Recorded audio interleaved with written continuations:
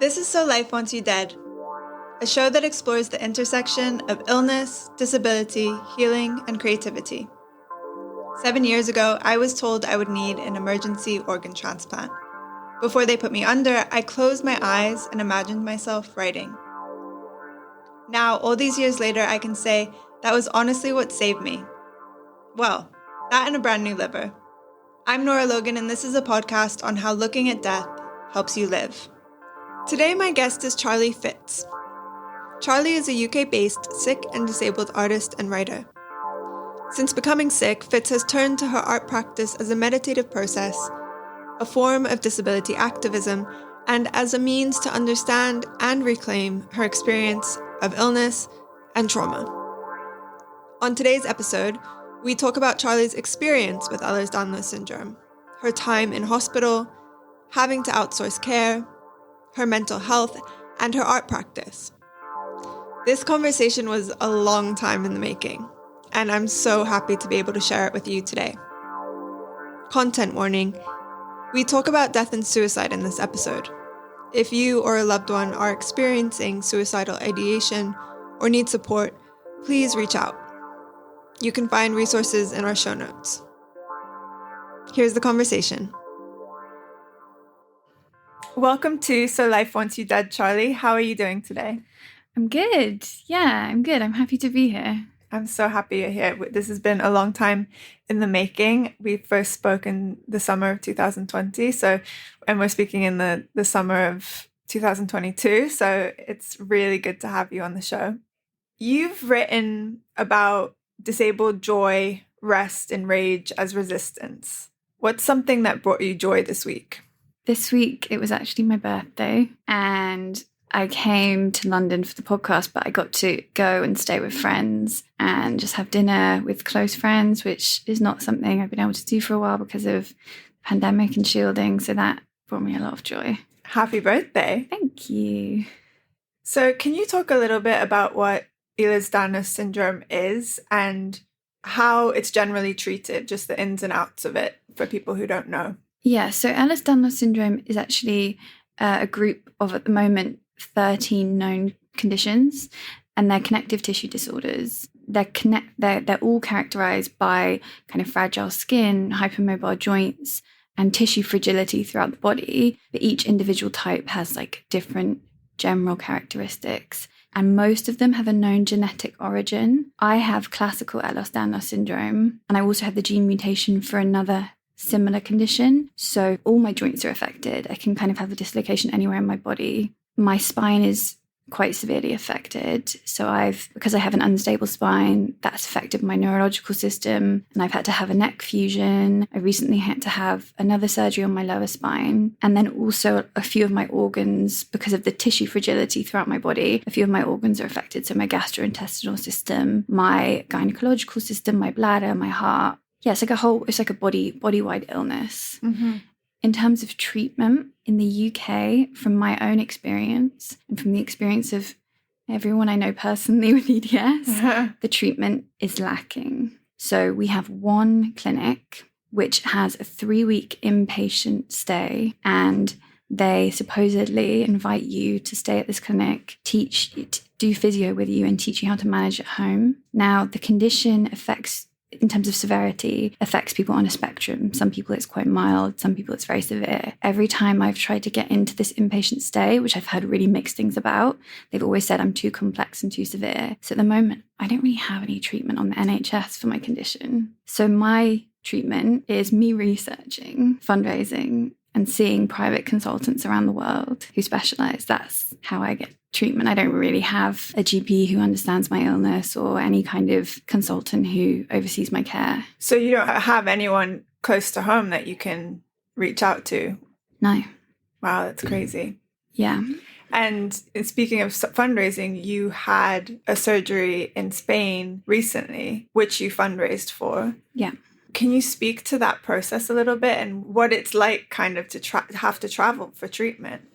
Yeah, so if my surgeon in Barcelona and his whole clinic are like one of the places that I do feel like I can reach out to, not just for neurological advice, but kind of for anything, because they've developed a really good support network for people with our conditions. They know all the different specialists. So the process of seeing him originally, so I've seen him twice for 2 different surgeries, was a really unusual one, because before my neck fusion, I was completely stuck in a bed. I had full-time care. I was struggling to breathe, eat, speak, think. I was having seizures. I was having periods of time where I would forget who I was or forget who my husband was. I bit my husband once because I didn't know who anyone was, and I was going to die. In the UK, they said that they would put me on palliative care. So they would just give me medication essentially to like make me more comfortable. They didn't really recognize that anything needed to be done. And so we fundraised, which was a really unusual experience because I was grateful, but I also felt extremely like ashamed and guilty about having to ask family and friends and strangers for money. And also I was made to feel as though I was making this decision. So if I had another condition like cancer, and people would expect me to go for whatever treatment was recommended to me, but because I was going outside of the NHS, a lot of people didn't understand it and made it seem like I was choosing to have this really unusual treatment instead of just trying to stay alive, right? Mm-hmm. When your options are going into palliative care or seeking treatment elsewhere, it's pretty wild that people would react in that way, that it's sort of a choice, because palliative care doesn't feel like that's an ideal option. Yeah, I was in my 20s at this time, so it's a bit when there is someone who is operating on people like me who says that there is an option that will help. So I had the fusion. Only after having the fusion did this clinic I mentioned earlier, one of the doctors at that clinic said that those surgeons have saved your life. And this doctor has written it in a letter that you made the right choice. This choice is just so ridiculous. Mm-hmm. They saved your life. We should be studying these things, but we're just not in the UK. And one doctor on the NHS has admitted that to me, but the rest kind of just keep quiet about it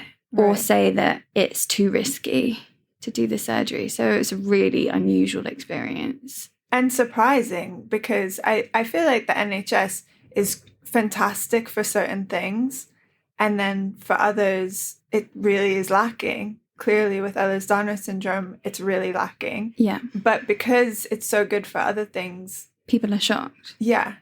I feel like that's sort of why people might be like, oh, it's a choice for you to go elsewhere, because the NHS is held as this sort of bastion of we're so lucky to have the NHS type thing. But then it's so lacking in really serious cases. Yeah, and I think it's a mixture of so many different things. It's not just a funding issue, because I'm like as left as it gets. So I'm like a great believer in the NHS, but it has been kind of destroyed for the last 10 years or so, which is a whole other podcast. But it's not just the underfunding and the under-researching and all that. There's more to it than that. Maybe because it's a condition that predominantly affects women, because it's such a complex condition. I also think there's a lot to do with, in the UK, we don't have any specialists of internal medicine. I don't know what they call it in the US, but in Barcelona, they call it internal medicine. And that means like whole body medicine. So conditions that go past the barriers of what we've told medicine, go past like urology or cardiology, or they don't sit nicely in one clinic. It's the same in the US. We don't have any specialists. There's no one who studies that. That studies conditions like that. When I am in Barcelona, I have an internal medicine specialist who studies conditions like EDS that affect the whole body. They know that I'm going to have 10 comorbid connected conditions because of the way it affects my body. Whereas in the UK, if you have a list of 10 diagnoses and you're a young woman with a history of trauma, it's all in your head, psychosomatic illness, hysteria, light is flashing in their head. So, and it becomes, is this person to be believed? That's the treatment, rather than, oh, let's get to the bottom of this, which is how it's clearly is treated in Barcelona. And I don't think, and prior to me, I studied medical humanities. Prior to me studying medical humanities, I would have probably said to you that this is coming from a completely malicious place. But I actually don't think it is now. I think it's coming from a place in which ideologies about certain types of medicine in this country, like psychosomatic illness, are still so strong and so heavily believed. And there are specialists in this country who are so well respected, writing books about psychosomatic illness that it's just like really dominant still. Yeah. They're just calling it something else. It's like hysteria didn't really go anywhere. They've just renamed it and repackaged it. And it's just passed down through the generations, and now it's become culture. Yeah. Actually, to that point, it's part and parcel of the same thing. In your article, It's All in Your Head, The Dangerous Legacy of the Sick Role, you write about being a patient and this idea that we have to, as children, we're cared for and protected.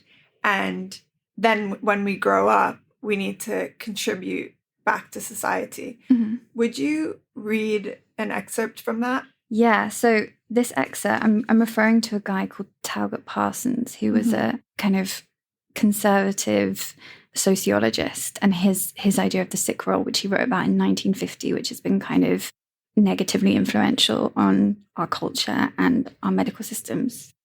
So it says, throughout childhood, we rack up a sizable debt to society. And as adults, we must pay back this debt by working, earning, and being contributing members of society. If we become ill, we enter the sick role, which, whilst being a deviation, entitles us to some concessions, such as a break in our work, our studies, or what he terms normal activity. However, in return, the sick person must submit entirely to the doctor in order to get better, which must be the only goal for the sick person. And it sort of ties in with this idea of these psychosomatic illnesses and not being believed. You've written a lot about these issues because and I so appreciate your writing because it's something that we really don't see very much. People don't write about this stuff that much. And you've written about this edict, you're too young to be sick, which is something I heard so much in my own hospital experience. And I think it's really common for people to hear from medical professionals, you're too young to be sick. Can you tell me a bit about this trope and also what this idea of the sick role means?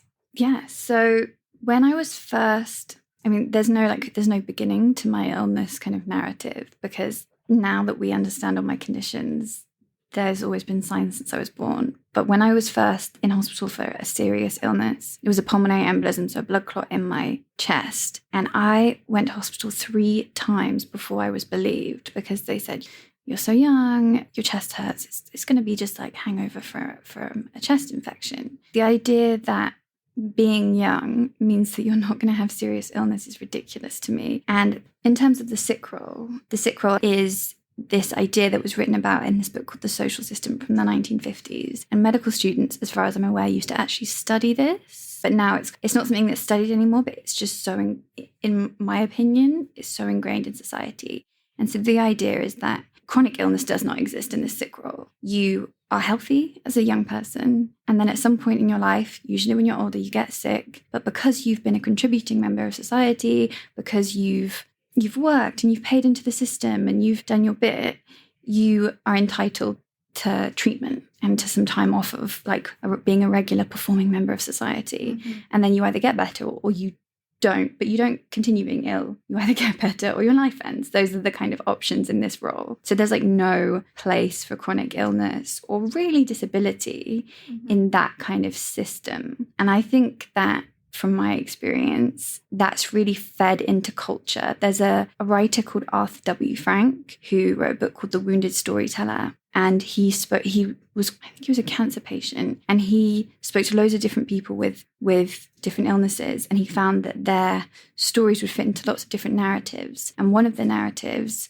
came kind of straight from this sick role. Like, people continue to tell their illness story as like, well, one day I got sick, and then it goes through, then I got treatment, and then I either got better or I didn't. When it doesn't work like that, it's so much more complex than that. But because of how we see illnesses represented in the media, how we see them represented in television shows, we're always trying to put them into these neat narratives, and it just doesn't work like that in real life. And so many people that I speak to, especially young women, are told when they go to hospital, well, you're too young to be sick, or you look too well, or the most horrific one is that you're too good looking. I've had people say that. Really? So it's like this really strange cultural phenomenon that I should be able to look at you and see that you're unwell.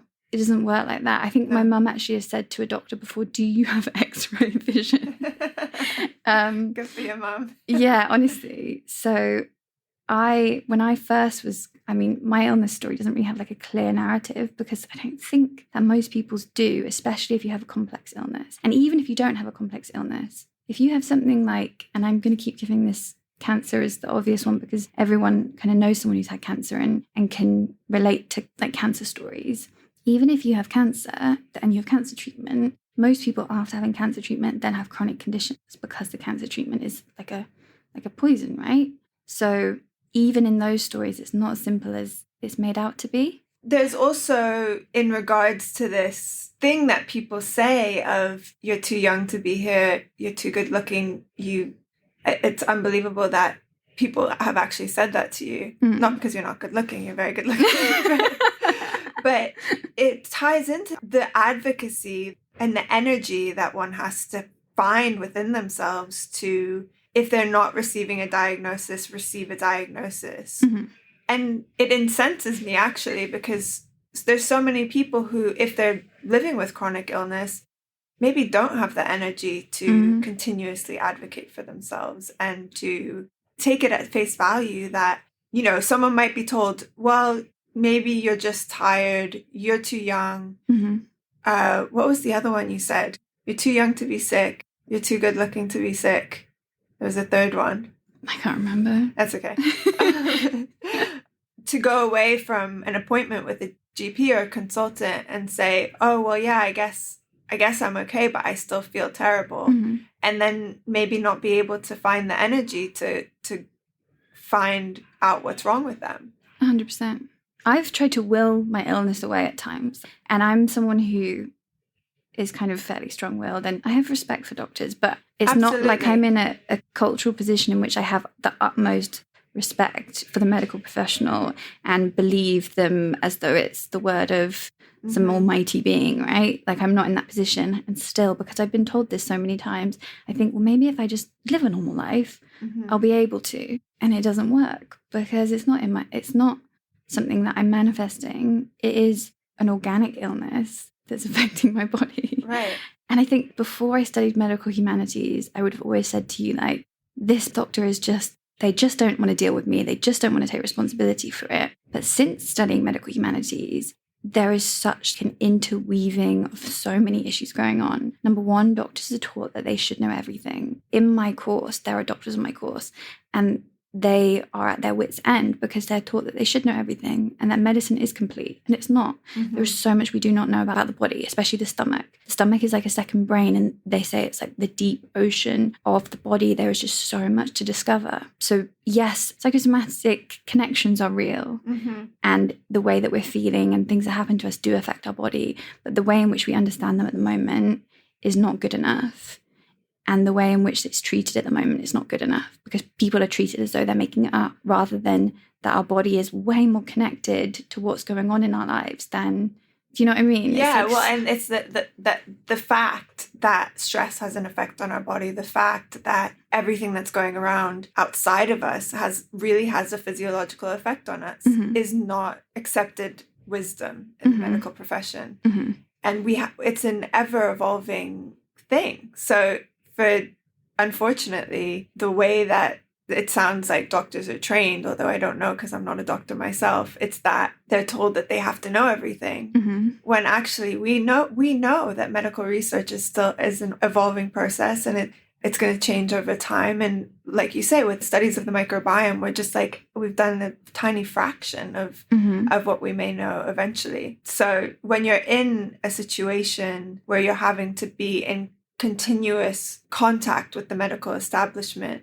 I'm actually curious to know how you feel about this, because as someone who's in continuous relationship with the medical establishment and will be for the rest of my life, I go between these two feelings. Well, actually many feelings, not just two, but I oscillate between having massive respect for them and for having been under the NHS and also in the medical system in the US, massive respect for what they do and how they've helped me, and then also really seeing the shortcomings of the system and the doctors that I deal with, and sometimes feeling like I'm not even seen. And I'm curious to know how you just from having read your work and seen your artwork, I know that you have similar feelings of like, I have this respect for this person who's helping me, but also I can see the shortcomings. For myself, I find a lot of frustration in not being able to really voice the frustration and be heard.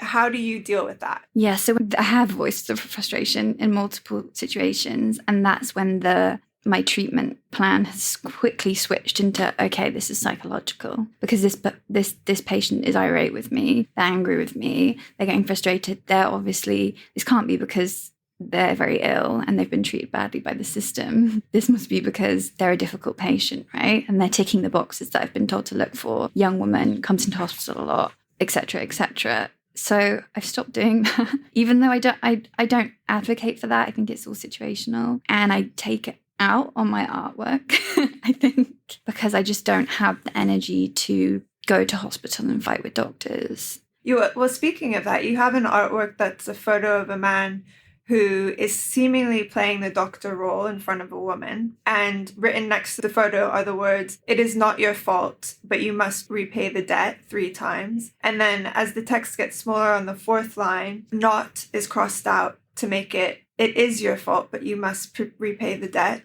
On the 5th line, it says, "It is your fault, you must repay your debt." And on the final line, it says, "It is all in your head." Can you talk a bit about this piece and how it plays into this idea of the sick role, and also the guilt patients feel that's both projected onto them, but also just a natural feeling that can arise from being in the system? Yeah, so this piece, I think it's almost like it could be read as that experience of, there's this one particular hospitalization that I have in my mind, and the beginning is the kind of doctor trying to do their best, trying to go through all the different scenarios with you, and then they get more frustrated and they are coming up to dead ends because you're more complex than they've been taught to understand, and then eventually the frustration is being taken out on you. And I think that this happens a lot, and then at the very end you feel as though you've let them down by not being a perfect model patient who they can fix, and you feel like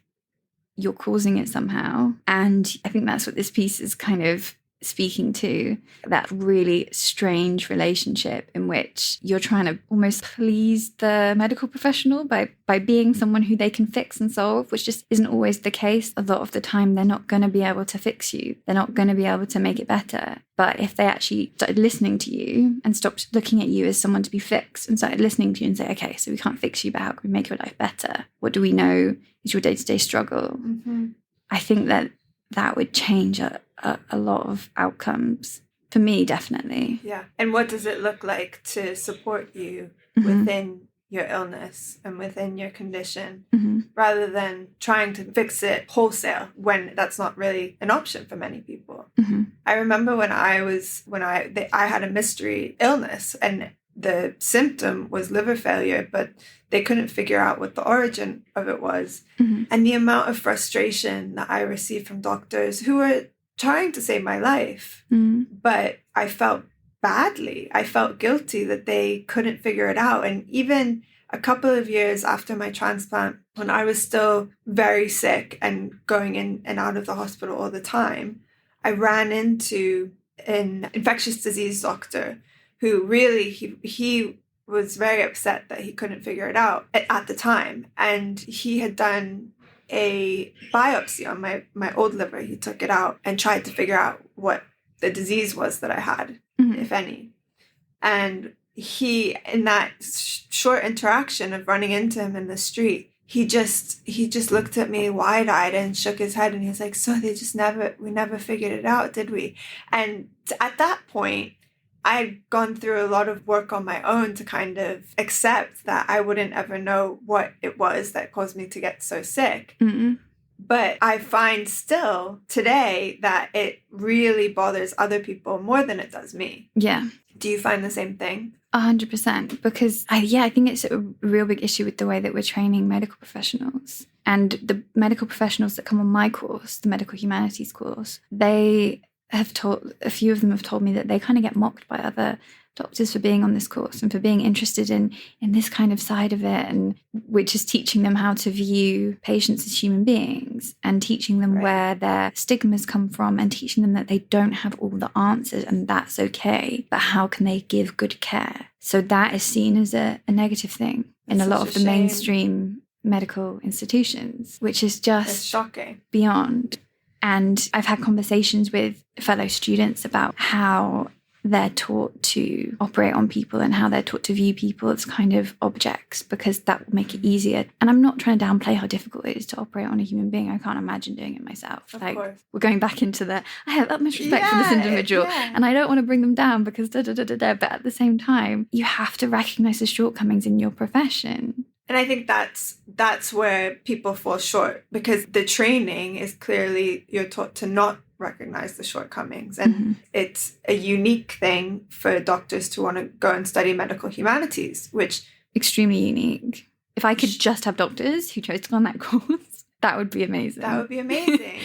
Because your patient care will go up tenfold, 100-fold even, because you'll suddenly see the patient as a full human being. Yeah. And for myself, I felt like I worked really hard to be humanized to an extent that I look back and feel like I was a bit psychotic, you know, and even still, I tried to introduce myself and have them know my name and learn their name and really try to make it more of a human experience.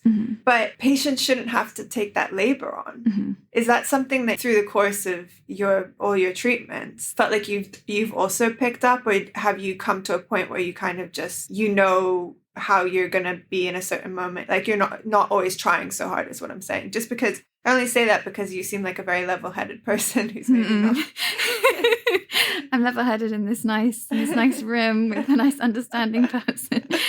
Yeah, I definitely am not in I just unless I thought my life was in danger, I just avoid UK hospitals at the moment. So I'm probably not in the best. I haven't come to a really positive place with it. I would say that it's not that I haven't, when I'm in Barcelona, I have still experienced doctors who will speak to the man in the room rather than the patient, who will start touching you and grabbing you without, definitely not my surgeon. My surgeon he's just a sweetheart. He cried the first time he saw me walk after my surgery. He's just a sweetheart. I don't have any bad words to say about him. But some of the people that he has had to work with over the years will still do all these kind of things where they treat you like an object rather than a human being. To some extent, I do what you do, and I try and remind them that I'm there, and I try and learn about what's going on. And to some extent, I just let it happen to me and I go into another world. But I only feel comfortable doing that when I know I'm under that surgeon in that place. I think if I was in the UK again, I haven't been hospitalised in the UK for many years. And I hardly have any medical care here, which is not really a good thing. I need medical care. So I think I'm just in a place of avoidance,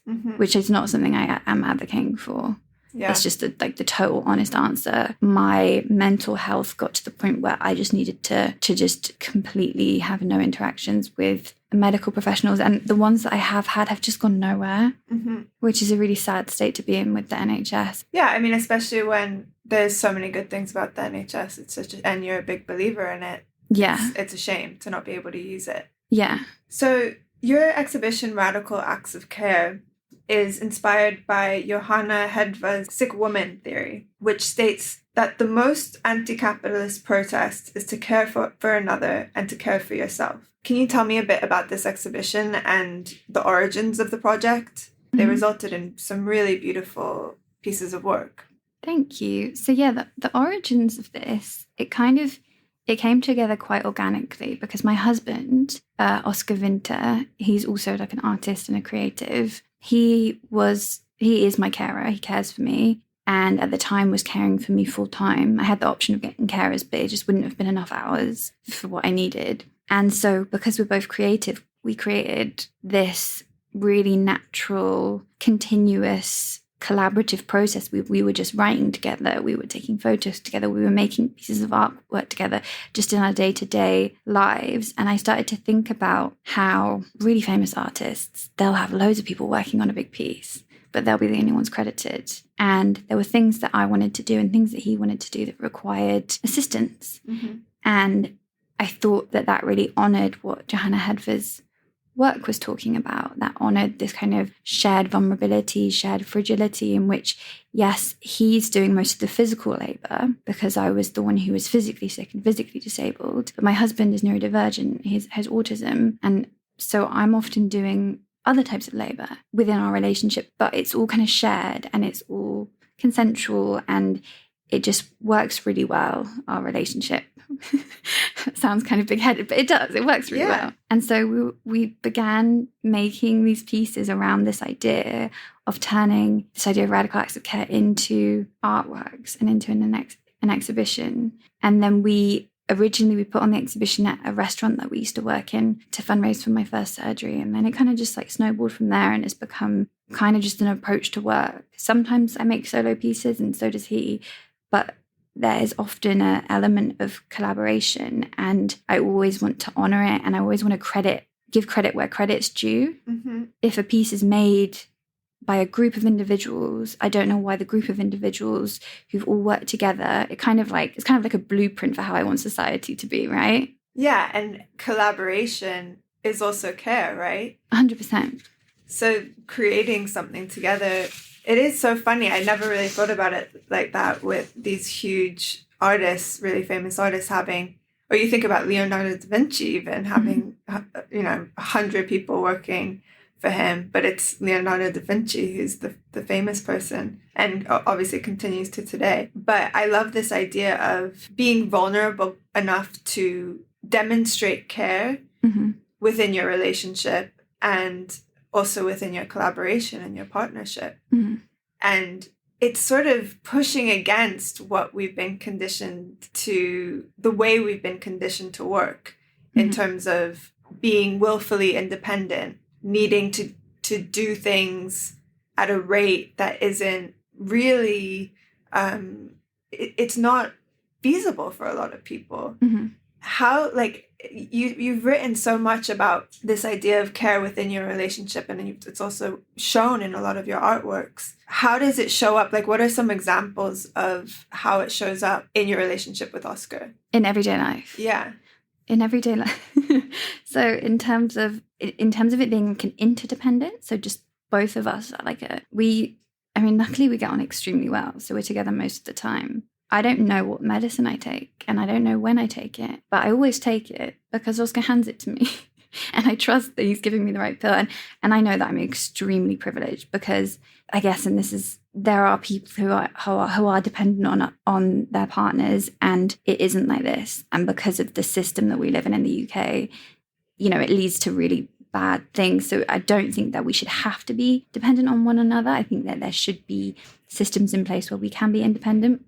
Sorry, that's just my side note. Yeah. But in my really privileged position in which I have someone who I totally trust and he totally trusts me, he will do my medicine, he will bathe me, he will dress me, he will do all these things, and I will draft his emails, or he'll ask if he's coming across rude or things that he can't gauge in social situations. I'll do those things and I'll say, no, you're not. It's like, and I'll sometimes, if he has an interview coming up, he'll ask me to he'll get a script written down, because that kind of scenario, like talking like this, would be really, really stressful for him. Mm-hmm. And he would need to mask, which is like a kind of way of coping with certain situations as someone with autism. So there's I used to view it as he was caring for me, but I'm starting to realize that we do care for each other, and that's why it works so well. Mm-hmm. Because maybe if I was with someone who looked down upon care, they would see me as a burden as much as society would. So as people look at us and see him as the one caring for me, but because he has such a good understanding of this, because we both are so into learning about this and really fighting against our own internalized ableism and what we're taught by society, it just kind of works. That's beautiful. I mean, just the meds alone, being handed your meds alone is so amazing. But it's also, of course, how wonderful it would be if our society was different and we had the systems in place we needed to be cared for. But also, I think it's so wonderful to be in a relationship with someone, whether that's, it happens to be romantic for you and it's a life partnership, whether it's that or it's a friendship or it's a familial relationship, to challenge our own internalized ableism and care for one another in a way that maybe doesn't look the way it's portrayed in the culture, right? Or the way that we're told we're supposed to be independent and not need anyone. Well, when you have an illness and a chronic illness, or you have neurodivergence, you can thrive in a way that's so much better than if you didn't have that. I mean, what would you do if you didn't have that? It's really kind of humbling to witness the care, to be a recipient of the care. And this is the discussion that we have sometimes, like what would I do if something happened to Oscar suddenly? And because I've developed a lot of friendships with people with similar kind of interests, and I've said I would probably start like a group living situation in which I would invite all my other kind of single chronically ill friends or disabled friends who have a similar way of looking at the world into a group kind of living situation in which we could get cleaners in, we could share each other's care even though we're all sick. And that's exactly what Johanna Hedver's sick women theory, the first iteration of it, talks about. And their piece isn't just talking about sick people, it's talking about any kind of marginalized individual. The sick woman is this archetype for any marginalized individual. So, and I think this is why I talk about my work as like a cultural activism. A lot of people I know who make art and are sick and disabled get frustrated when they're called activists, because they're like, I'm only being called an activist because I'm disabled or because I'm marginalized in some respect and because my voice isn't normally heard. And I have the utmost respect for that kind of viewpoint. But with my work, I do see it as a kind of cultural activism because the aim is to change how people view certain situations, certain people. It's to challenge the stereotypes that are inbuilt into us. It's to challenge the ideas that have come down throughout history. You know, something we were talking about earlier, we were saying about you're too like attractive to be ill. That comes from this really Victorian idea of like they had phrenology was like this really, really racist study of the brain. You know, this idea that you could look at someone and tell if they were a criminal or if they were ill or if they were evil or if these were genuine studies. And these things are still, there's like a trickle down fragments of them in our society, and we just presume because it's 2022 that we're all these enlightened beings. It's definitely not true. It's just not the case, No.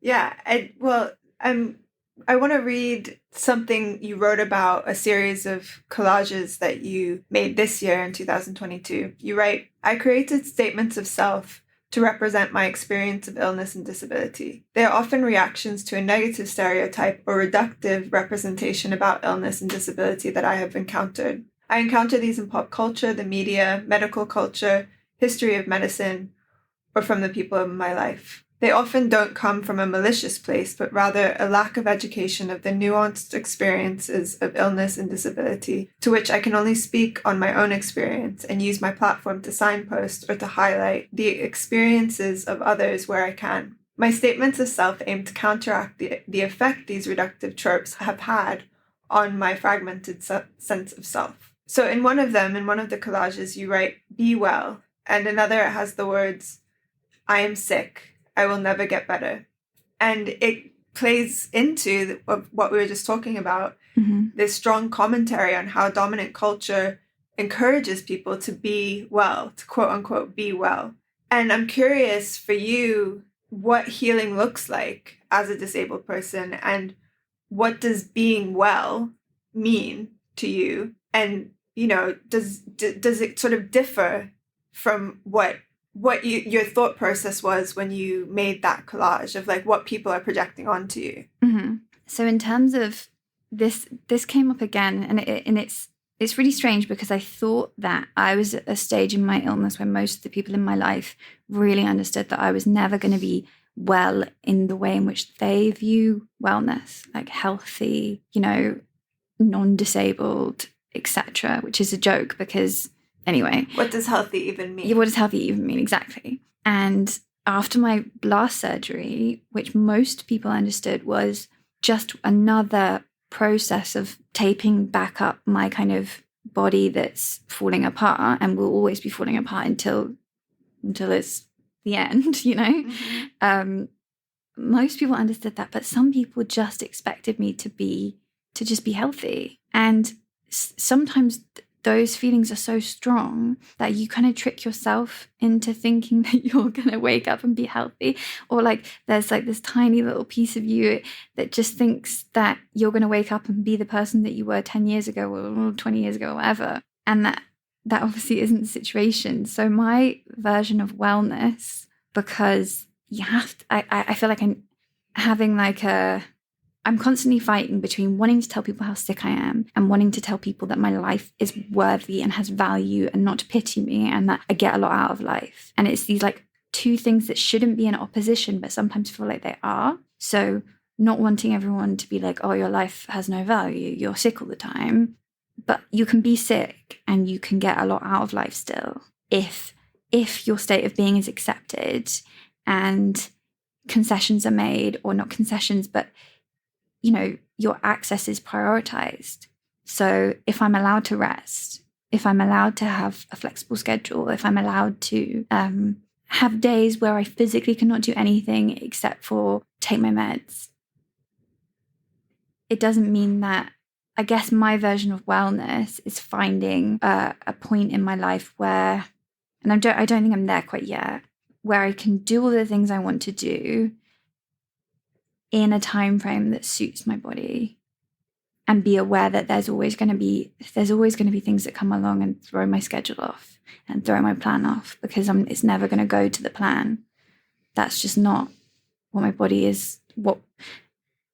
That's just not going to happen. Yeah. And that should be okay. And accepting that and having people around me that are accepting of that. I think that would be wellness for me, and that would be healing for me. Say it again for the people in the cheap seats.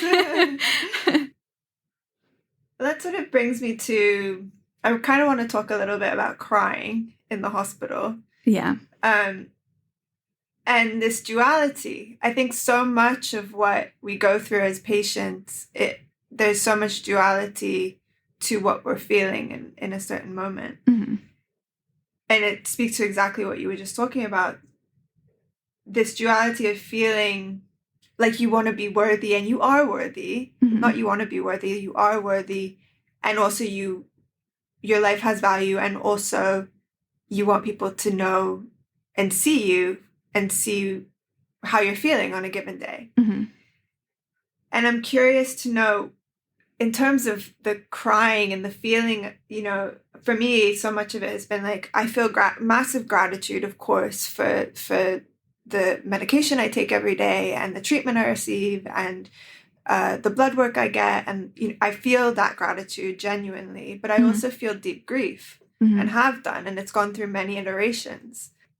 For you, how has the experience of feeling grief, if you do feel grief, and also demonstrably showing it in terms of crying in front of medical professionals, but also just feeling your feelings, basically?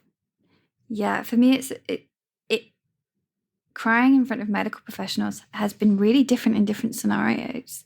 So previously, crying in front of medical professionals has caused what I spoke about earlier, of this jump to she's a difficult patient, or she's exaggerating, or she's hysterical, or and invoking this idea of the like hysteric woman, right? And part of this is because I think it's because on my medical history, there are traumatic things that have happened to me that I think point them in that direction more easily than they would everyone. And that might not be the case. It might just be because I'm a woman, and I'm a white woman, so I'm in a more privileged position than a lot of people. Mm-hmm. But still, that goes there. But then more recently, when I've cried, in my most recent hospitalization, I had a nearly life-threatening reaction to a medication I'd never taken before. And one of the symptoms was psychosis and it's happened. They've seen it happen to one other person. These particular medical professionals had seen it happen to one other person before. It was in Barcelona with my medical professionals who know me really well. And the fact that I was crying, and the fact that I was and I said to them, I think I'm going to die. They took it really seriously. And which I'd never had before. When I've said to people in the past, medical professionals, I feel as though I'm going to die, that's when it's kind of switched the other way, and they've been like, okay, something fishy's going on here. Not, okay, this patient is panicking.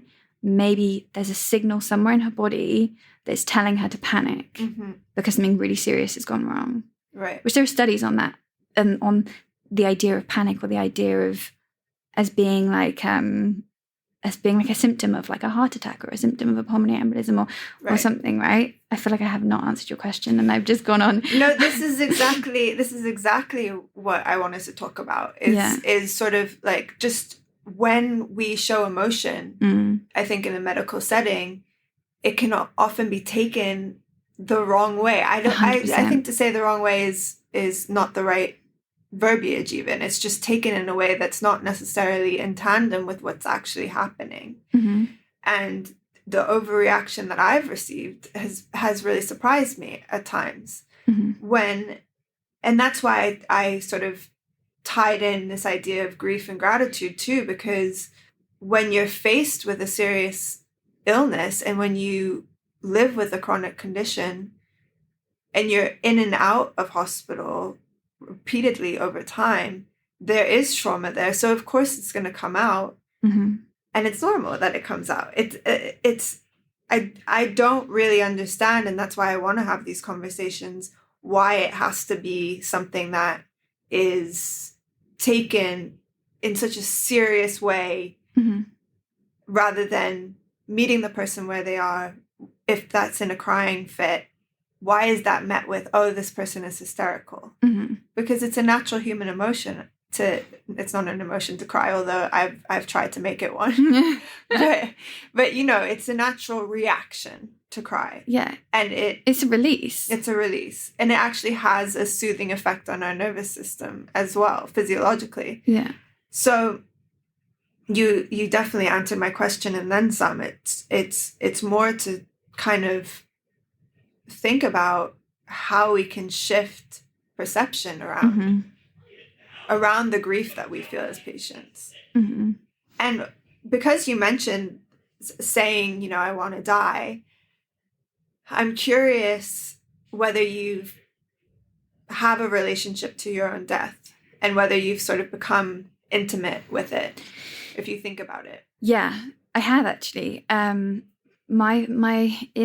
Prior to probably my first really serious hospitalization was for a pulmonary embolism, and that was a life-threatening condition, and that wasn't believed on several occasions of going in. And I think that my relationship to my own death wasn't, at that point, I hadn't really ever thought about it. I was in my kind of early 20s at that point, actually, and it was just something that I hadn't really thought about.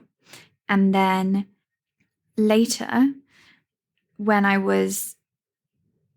always assumed that I started to get sick, and I always assumed that I was going to get better. And then later, when I was going for my fusion, I was at a point of really either thinking, I'm going to die from not having the surgery, or I'm going to die during the surgery, or maybe there's a tiny, tiny chance that I'm going to survive and it's going to be okay.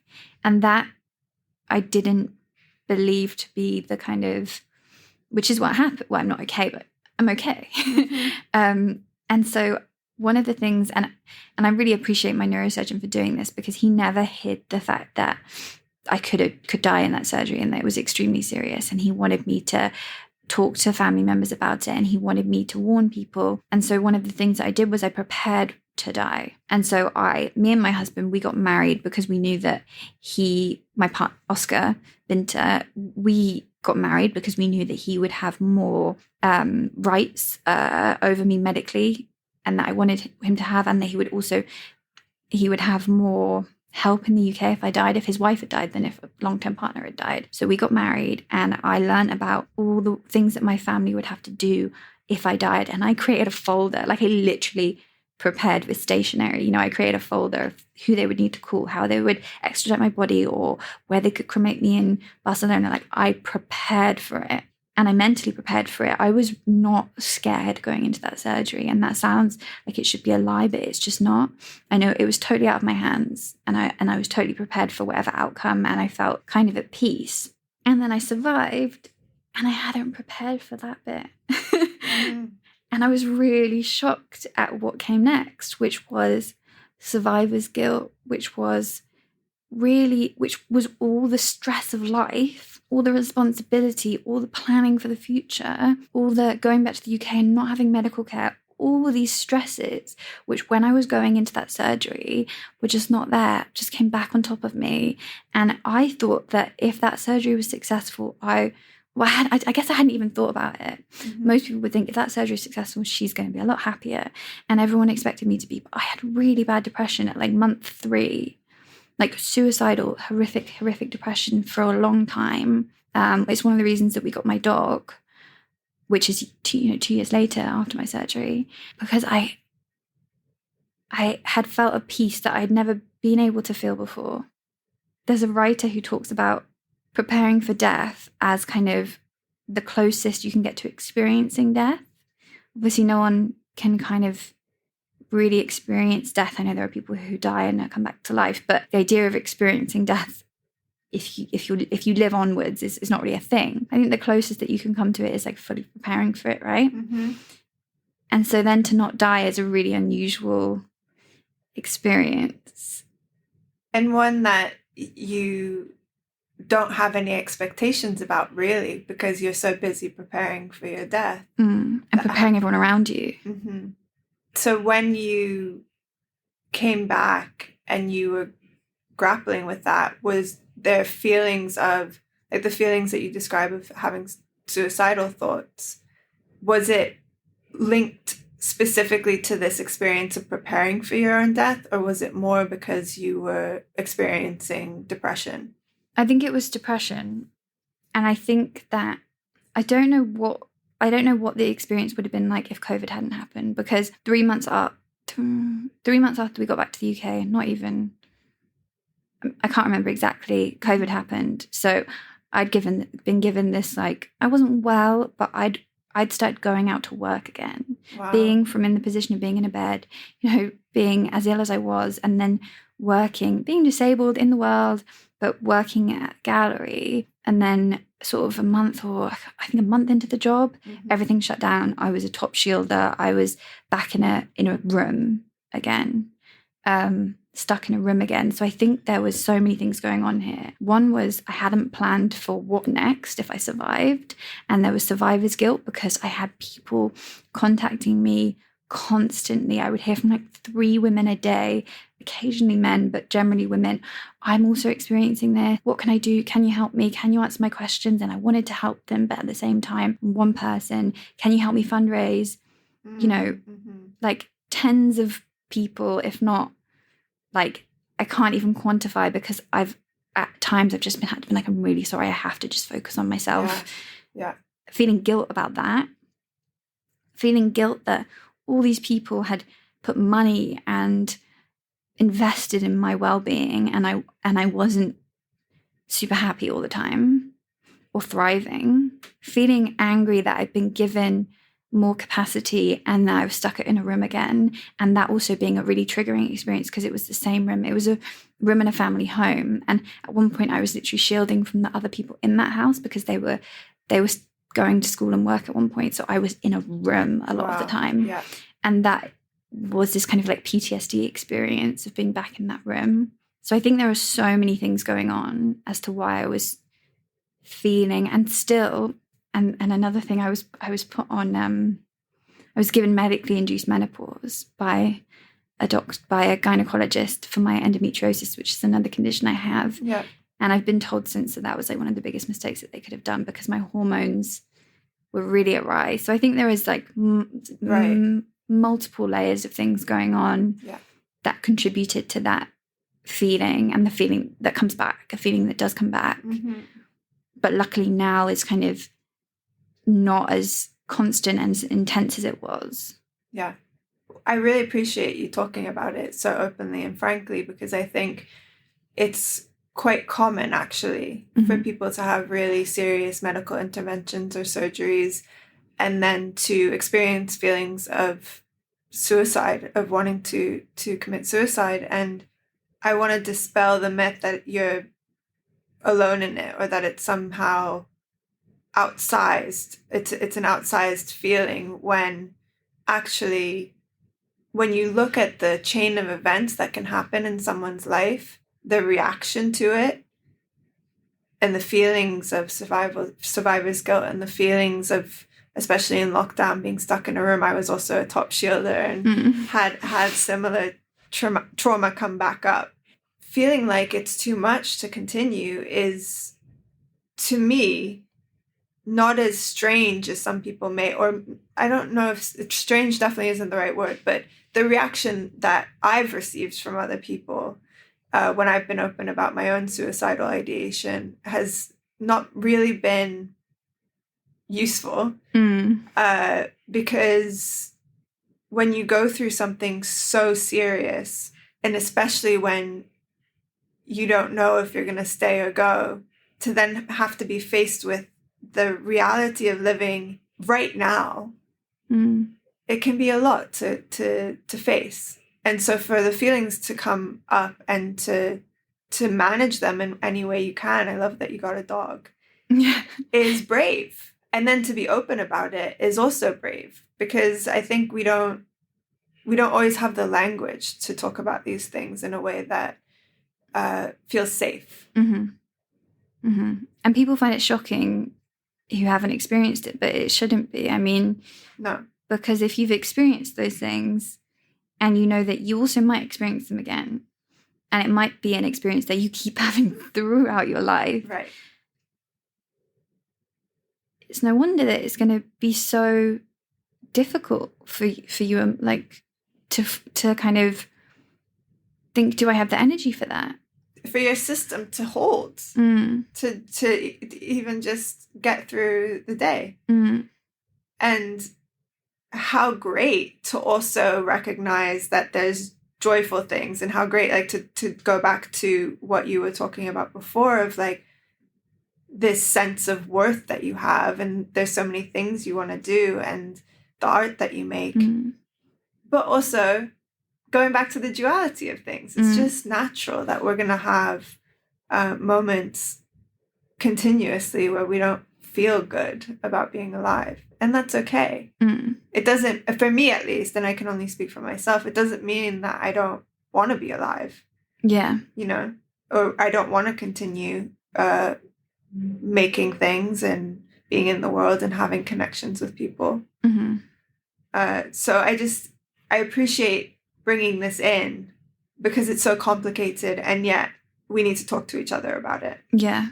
And I haven't seen anywhere particularly that, and I'm sure there is, but I haven't seen anywhere that's particularly talking about it, or anyone that is, as of yet. I'm sure maybe after this I will. But yeah, and with my surgery after that came the realization that I'm probably going to be having these type of surgeries for the rest of my life. And that's what's going to keep me alive. So it's this really unusual, I'm going to have to keep fighting really hard to stay alive. Do I have the energy for that? And finding the energy, and sometimes just saying I don't have the energy, but Oscar, do you have the energy for that today? And say, yeah, I've got the energy for that today. Right. I'm going to take it on. And asking someone else to hold it for you. Yeah. Witnessing each other's trauma, which is what Johanna Head for Sick Women Theory talks about. Yeah. Witnessing it, holding it, you know, with kind of consent and warning. Yeah. And being with it. Yeah. So I want to shift and talk a little bit about pleasure, which is a sort of a 180 from talking about death, but it's something you explore quite a bit in your work, this idea of reclaiming pleasure for yourself. And it's something I've really struggled with myself to allow in, and have had to really work at and continue to. Would you read an excerpt from an article you wrote about reclaiming your own pleasure? Yeah, sure. So it says, the social model for disability views society's lack of access as the thing that disables a person rather than the person's impairment. This model isn't perfect, yet it's helped me to not just know, but also believe that I'm not the problem. My body, its functions, even its dysfunctions, are not shameful. A culture that perpetuates those feelings of shame is. We do not need to change our bodies, we need to change our culture. The processes of claiming pride in my identity as a disabled person and reclaiming pleasure have had a symbiotic relationship. As a sick and disabled person, I have encountered many barriers to sexual pleasure: pain, fatigue, fear of injury, lack of privacy because of a reliance on family, and feeling as though I'm no longer attractive because of my illness. I have, like many in the disabled community, experienced infantilizing assumptions that because we are disabled, we do not have sexual desire. Well, I and many of us do have sexual desire, just as many non-disabled people do. Reclaiming and making space for my desire has become more important to me since becoming disabled. In part, this is because it has become a radical act to simply talk openly about sex as a disabled person. But more importantly, with a life where daily pain is guaranteed, how can I deny myself the relief of pleasure?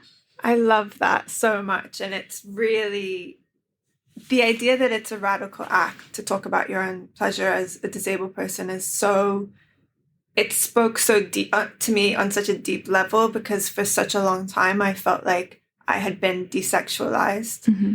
And I'm curious to know for you right now, what does your pleasure practice look like? Like, not even necessarily in terms of sex, but also just reclaiming that pleasure for yourself. So I think in some ways it's really strange, because I think that in some ways my illness has it's changed. I'm in a committed kind of what's the word where you only have sex with one person? Monogamous, there we go.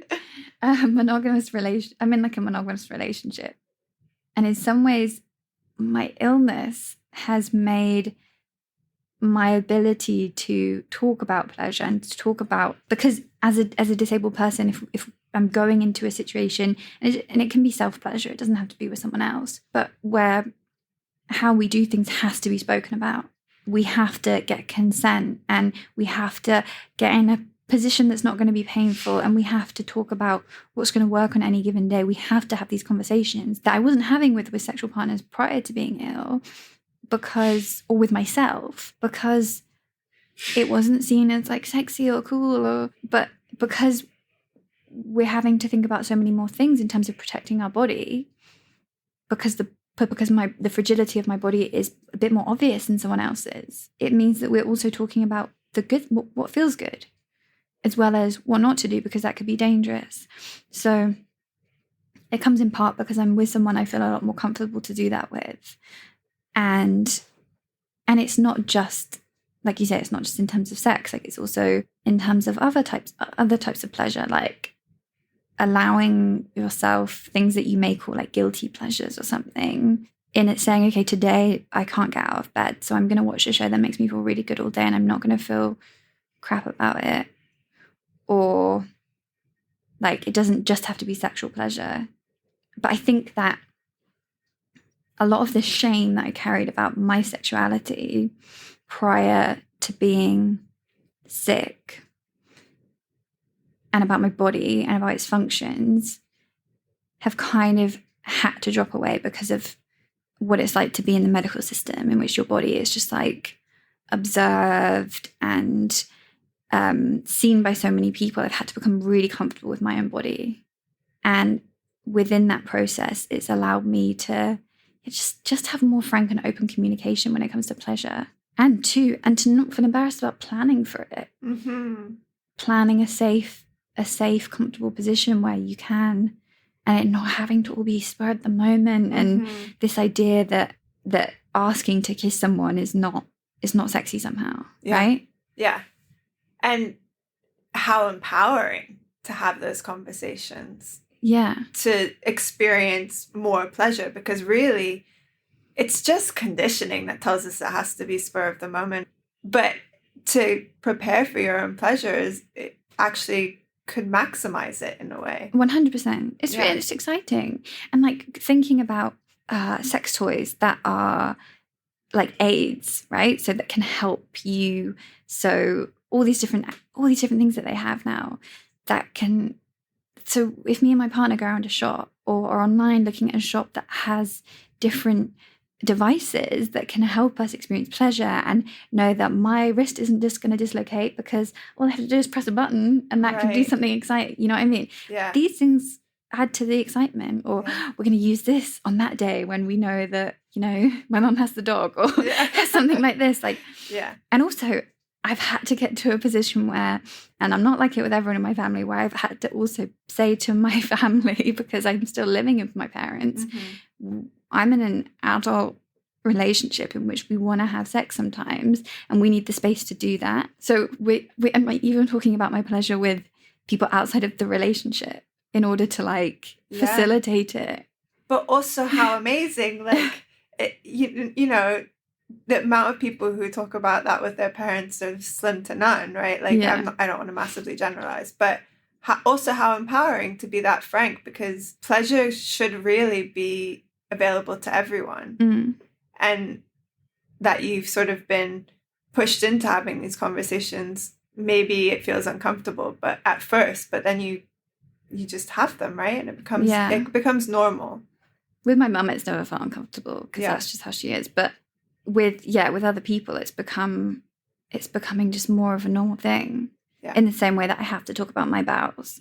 I have to tell people, no, I can't come at that time because it takes me this long in the morning to make sure my bowels are empty, and I can't leave the house until they're empty, because then they're going to empty themselves at any point on the journey, and that's not going to be okay for me. Right. You know what I mean? So being in a position where I can talk about that.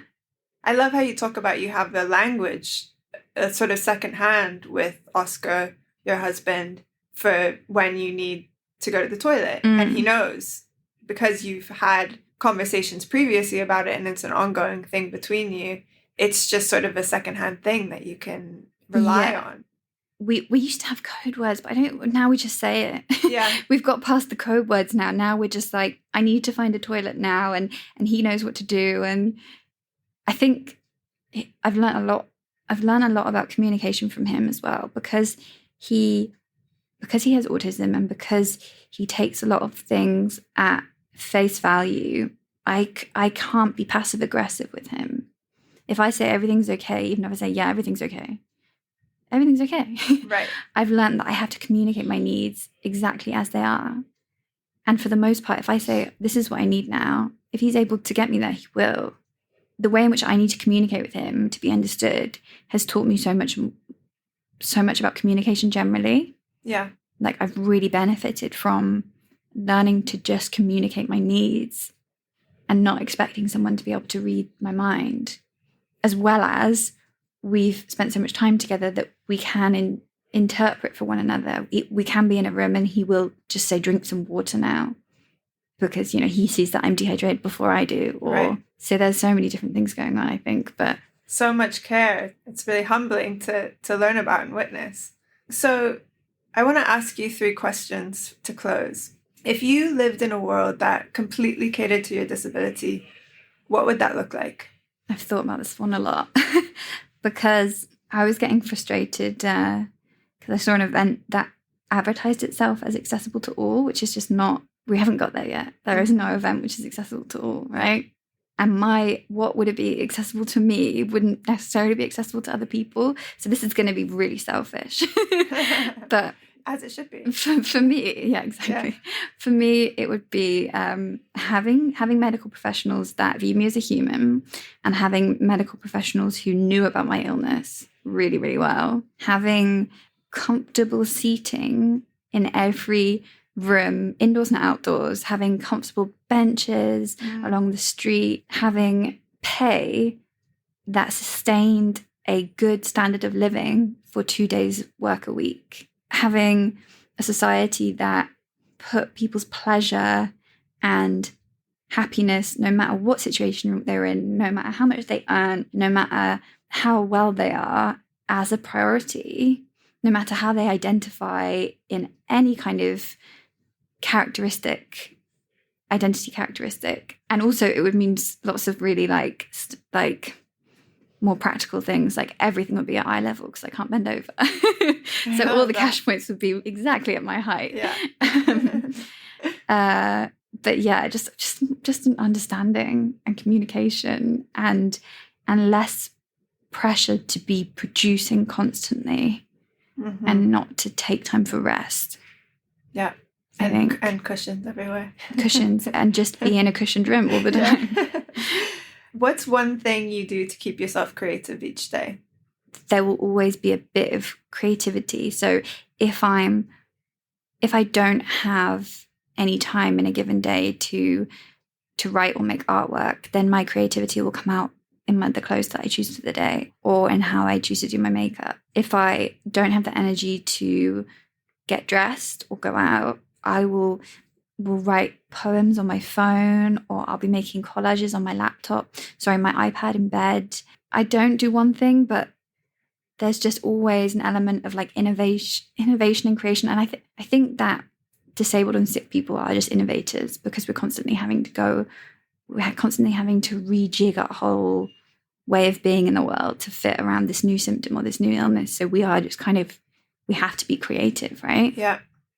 Yeah. And fit into a world that isn't really made for us. Yeah. And then what's one phrase or saying that you always come back to? It's kind of an obvious one, but it has saved my life on many occasions. And it is the trust your gut. My mum has said this to me many times, and it's not always going to fit for everyone, but when there's been something seriously wrong in a relationship, in a medical situation, in a living situation, and there's been this feeling at the back of my head or in my stomach that's telling me you need to get out of the situation, it's like, listen to that feeling, because I do believe there's way more going on with our bodies. There's way more communication happening, and we're taught not to listen to it. Yeah. So trust your gut, because whenever I've been in an actual life, and I'm not saying that this always happens, because maybe it doesn't. Right. But so far, whenever I've been in a life-threatening situation, my body's been telling me. My body said, you need to make them listen. Yeah. I love that.